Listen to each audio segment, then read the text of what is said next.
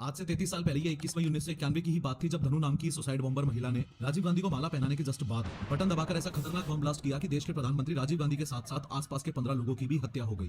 असल में हुआ ये था कि राजीव गांधी की हत्या से 6 घंटे पहले यानी 4 बजे श्रीलंका में लोकेटेड जो इंडियन एम्बेसी थी उसमें एक अननोन कॉल आया और कॉल करने वाले ने पूछा कि क्या राजीव गांधी अभी भी जिंदा है। हालांकि राजीव गांधी जिंदा भी थे और आने वाले इलेक्शन के लिए देश भर में रैलियां भी कर रहे थे। इस अननोन कॉल के 2 घंटे बाद यानी शाम को 6 बजे राजीव गांधी विशाखापट्टनम की एक इलेक्शन रैली से फ्री होकर एयरपोर्ट की तरफ जा रहे थे ताकि चेन्नई के पास श्री पेरम्बदूर में होने वाली एक और रैली को अटेंड कर सके। अब जैसे ही राजीव गांधी विशाखापट्टनम एयरपोर्ट पर पहुंचे तो पायलट ने उन्हें बताया कि वो अभी फ्लाई नहीं कर सकते क्योंकि एयरप्लेन के कम्युनिकेशन डिवाइस में कुछ खराबी है। जितनी देर कम्युनिकेशन डिवाइस सही किया जा रहा था उतनी देर राजीव गांधी वहीं एयरप्लेन के पास बैठे रहे, लेकिन जैसे जैसे टाइम बहुत ज्यादा लगने लगा वैसे ही राजीव गांधी वहां से चल पड़े। आज अटैक वाले दिन यानी 21 मई 1991 को राजीव गांधी ने ये डिसाइड किया कि वो विशाखापट्टनम में ही सरकारी गेस्ट हाउस में रुकेंगे। अपनी टीम के साथ राजीव गांधी का काफिला कुछ ही दूरी तय कर पाया था कि तभी एक पुलिस ऑफिसर बाइक से राजीव गांधी की कार का पीछा करने लगता है। थोड़ी देर में उसने राजीव गांधी की कार को रुकवाकर उनको बताया कि एयरप्लेन ठीक हो गया है, अगर आप चेन्नई जाना चाहते हैं तो एयरप्लेन आपका वेट कर रहा है। ये सुनते ही राजीव गांधी ने तुरंत यू टर्न लेकर अपनी कार को इतनी तेजी से दौड़ाया कि उनकी टीम पीछे ही रह गई और बताया जाता है कि वो हवाई जहाज में बैठकर चेन्नई के लिए रवाना भी हो गए। तो जिन लोगों को नहीं पता उनको बता दूं कि राजीव गांधी ड्राइविंग और फ्लाइंग को लेकर काफी पैशनेट थे। सोर्सेस हैं कि वो अपनी गाड़ी खुद ही चलाते थे और इतनी ज्यादा स्पीड से भगाते थे कि कई बार उनकी सिक्योरिटी टीम तक पीछे रह जाती थी। कहीं जाते थे तो एयरप्लेन भी खुद ही उड़ा लिया करते थे। असल में राजीव गांधी एक ट्रेंड पायलट थे जिन्होंने साल 1970 में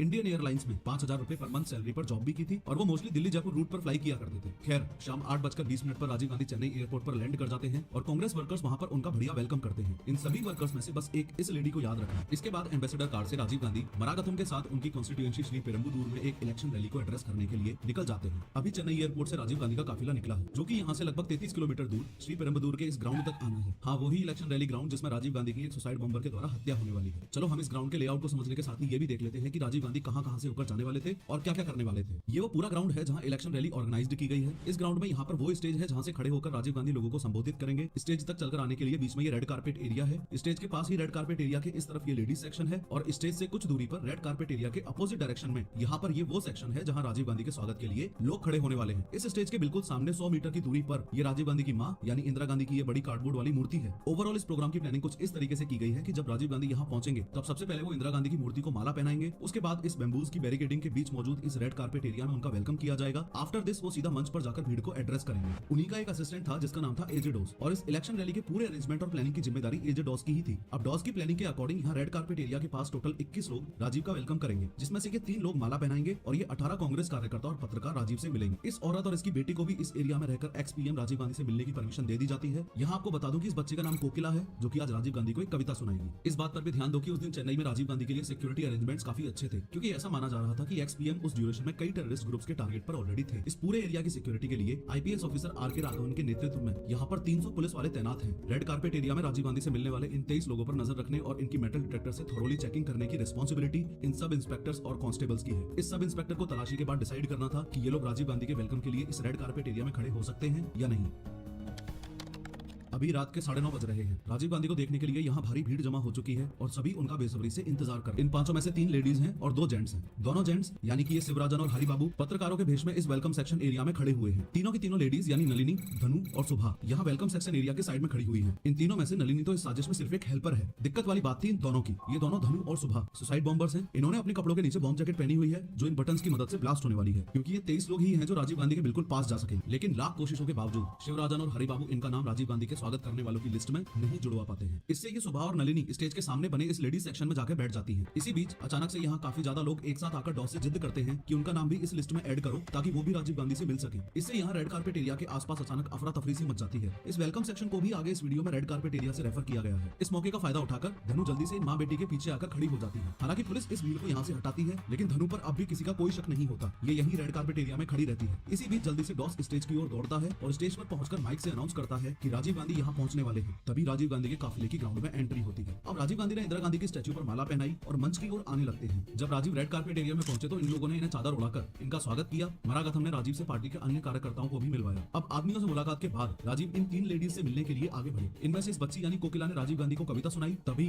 यहाँ लोगों की भारी भीड़ पुलिस की सुरक्षा घेरे को तोड़कर राजीव गांधी से मिलने आ जाती है। इससे राजीव गांधी को एक सिक्योरिटी ऑफिसर यहाँ से जल्दी निकालने की कोशिश करता है। इस धक्का मुक्की में सुसाइड बॉम्बर धनु काफी पीछे चली जाती है। अब धनु एग्रेसिवली राजीव गांधी तक पहुंचने की कोशिश करती है, लेकिन तभी सब इंस्पेक्टर अनुसुईया धनु का हाथ पकड़कर उसे आगे बढ़ने से रोक लेती है। अब राजीव गांधी ये देखकर सब इंस्पेक्टर अनुसुईया को इशारा करते हैं कि धनु को आने दो। अब धनु राजीव गांधी को चंदन की माला पहनाती है और उनके पैर छूने के लिए झुकती है। नीचे झुकते वक्त धनु अपने बॉम्ब जैकेट के सबसे पहले तो पीछे वाले बटन को दबाती है और फिर आगे वाले बटन को दबाती है, और तभी एक जोरदार धमाका होता है जिससे यहाँ की धरती ही हिल जाती है। इस विस्फोट के बाद चारों ओर आग और धुआं फैल जाता है, तो चारों तरफ खून और लाशें दिखने लगी। इस ब्लास्ट में कोकिला की मां, मरागथम, धनु, पुलिसकर्मी और सुरक्षा अधिकारियों के साथ राजीव गांधी के शरीर के टुकड़े बिखरे पड़े थे। यहाँ 15 लोग मारे जा चुके थे और 40 से ज्यादा लोग सीरियसली इंजर्ड थे। वहीं इस हरि बाबू के कैमरा में लास्ट के कुछ पलों की ये 10 पिक्चर्स थी। आज की इस वीडियो में 3D एनिमेशन की मदद से इस असैसिनेशन की पूरी प्लानिंग को स्टेप बाय स्टेप समझेंगे और ये भी देखेंगे कि इंडियन एम्बेसी में उस शाम 4 बजे जो कॉल आया था उसको सीरियसली क्यों नहीं लिया गया। देखो, ये है अपना भारत और ये रहा श्रीलंका। श्रीलंका को आजादी साल 1948 में मिली थी, तो ऑब्वियस सी बात हुई कि उससे पहले यहाँ ब्रिटिशर्स का राज चलता था। अब श्रीलंका के मैप को एकदम केयरफुली समझो। ब्रिटिशर्स के टाइम श्रीलंका के इस हाईलाइटेड एरिया में तमिल रहते थे और इस रिमेनिंग लैंड में सिन्हलीज यानी बौद्ध धर्म को मानने वाले लोग रहते थे। खैर, मैप में ध्यान से देखो, ये है श्रीलंका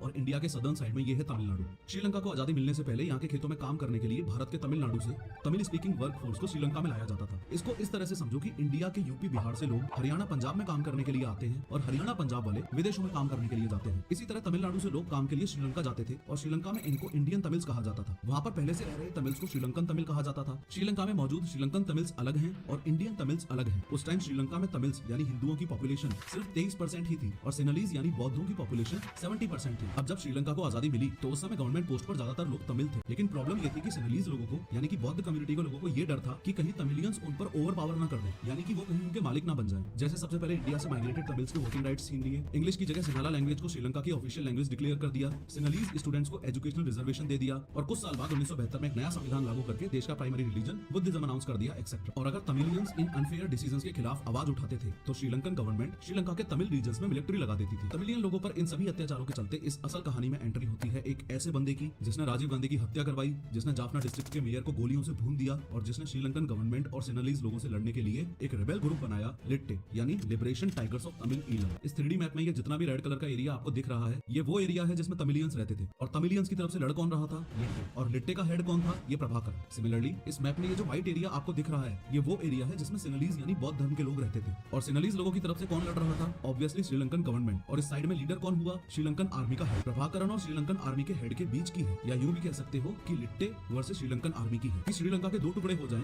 जिसमें से जितना भी तमिल लोगों का एरिया था वो अपना एक अलग इंडिपेंडेंट कंट्री होना चाहिए, तमिल ईलम। लिट्टे के फुल फॉर्म को भी अगर दोबारा देखोगे तो इसमें भी आपको नोटिस होगा liberation tigers of Tamil Eelam. खैर, जो एक्सपेक्टेड था वही हुआ। लिट्टे के फॉर्मेशन के बाद श्रीलंका में रहने वाले तमिल लोग तो सेफ हो गए, लेकिन लिट्टे और श्रीलंकन गवर्नमेंट में ऐसा युद्ध हुआ जो सोच से भी परे था। दूसरे ग्रुप्स की फीमेल्स के साथ रेप कर दिए जाते थे, हजारों लोगों की जानें भी गईं और एक समय ऐसा आ गया जब इंडिया में मौजूद जो तमिल लोग थे उन्होंने इंडियन गवर्नमेंट पर दबाव बनाना शुरू किया कि श्रीलंका में जो सिविल वॉर चल रहा है उसमें इंडियंस भी सफर कर रहे हैं, तो इंडियन गवर्नमेंट को श्रीलंका के मैटर में इंटरफेयर करना चाहिए। यहाँ इस बात को भी अच्छे से समझना कि इसी दौरान इंदिरा गांधी को उनके बॉडीगार्ड्स ने जान से मार दिया था। इसी समय राजीव गांधी ने इन श्रीलंकन तमिलियन की हेल्प के लिए इंडिया से श्रीलंका कुछ बिना हथियारों वाली इंडियन नेवी शिप से कई टन खाना और दवाइयां भेजी, लेकिन श्रीलंकन नेवी ने इन सभी शिप्स को वापस मोड़ दिया। इसके 2 दिन बाद दिल्ली स्थित श्रीलंकन हाई कमीशन को इन्फॉर्म किया गया कि इंडियन एयरफोर्स श्रीलंका के तमिल बहुल एरिया में ऑपरेशन पूमलाई करने जा रही है, जिसमें इंडिया की तरफ से वॉर सर्वाइवर्स के लिए खाना और मेडिकल चीजें ड्रॉप की जाएंगी। अब इंडिया से 5 मिलिट्री एयरक्राफ्ट में लगभग 25 ton food and medicine in 4 Mirage fighter jet के एस्कॉर्टिंग के साथ नॉर्थ श्रीलंका में एयर ड्रॉप किया जाता है। यहाँ आपको बता दूं कि इंडियन गवर्नमेंट का स्टैंड एकदम क्लियर था कि श्रीलंका में तमिल्स को उनका हक मिले और ये सिविल वॉर खत्म हो। अब जैसे इंडिया ने ऑपरेशन पूमलाई किया, वैसे ही श्रीलंका बोला कि इस पूरे सिविल वॉर के मामले में हम इंडिया से बातचीत करना चाहते हैं। इस मामले में बातचीत के लिए इंडियन पीएम राजीव गांधी श्रीलंका की कैपिटल में पहुंचते हैं, यानी कि यहाँ कोलंबो में पहुंचते हैं। इस सीन को अच्छे से समझ लो। आज दिन है 29 जुलाई 1987 का। ये श्रीलंकन प्रेसिडेंट JR जयवर्धने हैं और ये Indian prime minister Rajiv Gandhi है। इन दोनों के सामने ये जो डॉक्यूमेंट आपको दिख रहा है, ये इंडिया श्रीलंका पीस अकॉर्ड है। आसान भाषा में समझाऊं तो ये एक ऐसा शांति समझौता है जिसकी बेसिकली 2 डिमांड्स है। सबसे पहले डिमांड तो ये कि श्रीलंकन गवर्नमेंट श्रीलंका के तमिल्स को उनके राइट्स और सभी फैसिलिटीज प्रोवाइड करेगी, लेकिन बदले में श्रीलंका में मौजूद सभी तमिल मिलिटेंट्स ग्रुप को अपने हथियार डालने होंगे, या यूं कह लो कि लिट्टे को अपने हथियार डालने होंगे। सबको पता था कि इतनी मारकाट होने के बाद और इतनी जाने गंवाने के बाद लिट्टे इतनी आसानी से तो हथियार सरेंडर करने नहीं वाला। इसलिए आज पीस अकॉर्ड साइन करने से 2 दिन पहले ही यानी 27 जुलाई को ही राजीव गांधी ने लिट्टे हेड प्रभाकरन को दिल्ली में एक मीटिंग के लिए बुला लिया था, जिसमें राजीव गांधी ने प्रभाकरन को समझाया कि ऐसे ऐसे 2 दिन बाद शांति समझौता पे साइन किया जाएगा तो मान जाना। अब आज यानी 29 जुलाई 1987 को इधर श्रीलंका के कोलंबो में समझौते पर साइन हो गए हैं, लेकिन यहाँ आपको एक बात बता दूं कि कोलंबो में पिछले कुछ दिनों से ब्रूटल राइट्स हो रहे हैं, लेकिन ये राइट्स आज इतने ज्यादा वायलेंट हो गए हैं कि दंगाइयों ने श्रीलंका के प्रेसिडेंट JR जयवर्धने के घर का एक पार्ट जला दिया। अब इस राइट को रोकने के लिए प्रेसिडेंट जयवर्धन ने राजीव गांधी से कहा कि वो श्रीलंकन फोर्सेस को श्रीलंका के इन तमिल एरियाज में से यहाँ कोलंबो वापस बुलाना चाहते हैं और साथ में इंडियन पीएम राजीव गांधी से इंडियन फोर्सेस का सपोर्ट मांगते हैं। अब आर्मी सपोर्ट के लिए पीएम राजीव गांधी तैयार हो जाते हैं और मात्र 6 घंटे में इंडियन पीस कीपिंग फोर्स यानी कि IPKF इंडिया से श्रीलंका आ जाती है। अगर आप भी इसको अच्छे से विजुअलाइज करोगे तो आई एम श्योर आपको भी कुछ ऐसा ही फील होगा। देखो, ओवरऑल ये लड़ाई बस इस बात की थी कि श्रीलंकन आर्मी वर्सेस लिट्टे की लड़ाई चल रही थी। शांति समझौता साइन करते वक्त जो कोलंबो में राइट्स हुए उनका समाधान करने के लिए श्रीलंकन आर्मी वापस कोलंबो आ गई और खुद के बदले लिट्टे के सामने किसको खड़ा कर दिया? IPKF यानी इंडियन पीस कीपिंग फोर्स। अब इंडियन पीस कीपिंग फोर्स में कौन है?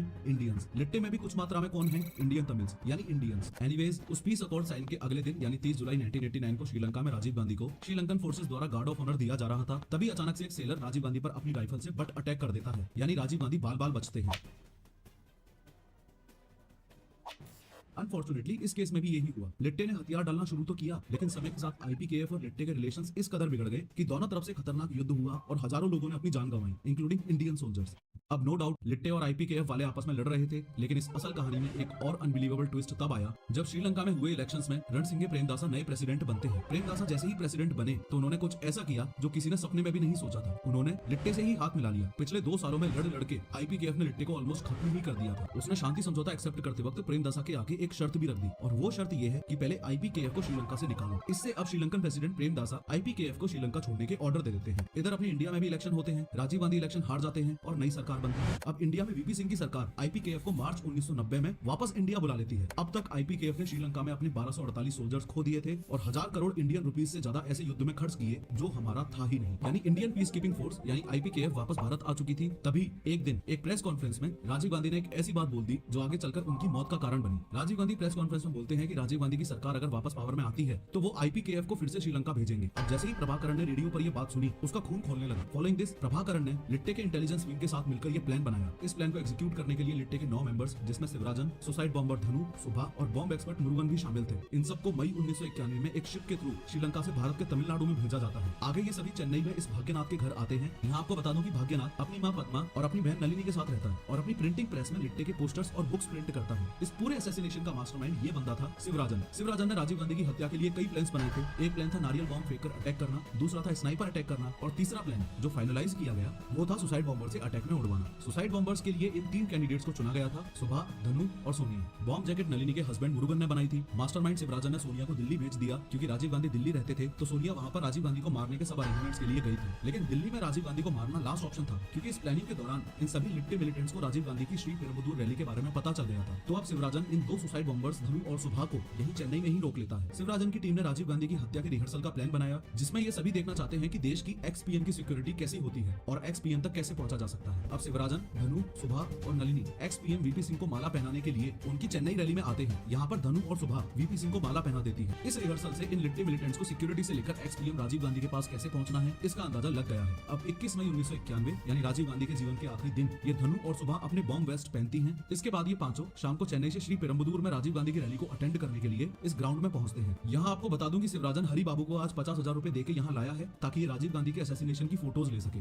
यहाँ शिवराजन और हरि बाबू पत्रकारों के वेश में आए हैं। अब ये पांचों यहाँ की इतनी सिक्योरिटी को देखकर थोड़ा नर्वस होने लगते हैं, लेकिन आज इनका इरादा राजीव गांधी को मारने का है। इसलिए शिवराजन और हरि बाबू आगे बढ़ते हैं। यहाँ पर इनकी चेकिंग के बाद इनको इस रेड कार्पेट एरिया में एंट्री दे दी जाती है, लेकिन इन फीमेल सुसाइड बॉम्बर्स को पकड़े जाने का डर होता है, इसलिए ये तीनों इधर इस सेक्शन में जनता के साथ आकर खड़ी हो जाती हैं। लेकिन नलिनी और सुभा जल्द ही उम्मीद छोड़ देती हैं और ये दोनों ग्राउंड में इधर इस फीमेल सेक्शन में आके बैठ जाती हैं। पर धनु अब भी यहीं इस रेड कार्पेट एरिया के पास ही वेट करती रहती है। तो इस भीड़ से काफी लोग एजेड डॉस से मिलते हैं और राजीव से पर्सनली मिलने की इच्छा जाहिर करते हैं। यहाँ आपको बता दो कि अब तक इस रेड कार्पेट एरिया में ये 21 मेल और ये 2 फीमेल्स हैं जो राजीव से पर्सनली मिलेंगे, लेकिन अचानक से यहाँ काफी ज्यादा भीड़ बढ़ने से इस सेक्शन में खड़ी धनु भीड़ का फायदा उठाकर रेड कार्पेट एरिया में इन 2 फीमेल के पीछे आके खड़ी हो जाती है। अब पुलिस भीड़ को कंट्रोल करती है और इन एक्स्ट्रा लोगों को यहाँ से निकालती है। इतने में राजीव गांधी यहाँ पहुंचते हैं और धनु उनको माला पहनाकर राजीव के पैर छूने के बहाने नीचे झुकती है और अपने लेफ्ट साइड में लगे इस बटन को प्रेस करती है। इससे यहाँ एक पल के लिए बारूद जलने जैसी आवाज आती है और अगले ही पल यहाँ कोहराम मच जाता है। इस ब्लास्ट में ये हरि बाबू भी मारा जाता है, लेकिन इसका ये कैमरा जिसमें राजीव गांधी के असैसिनेशन की ये 10 फोटोज खींची थी, इन फोटोज के और कुछ दूसरी लीड्स के आधार पर शिवराजन,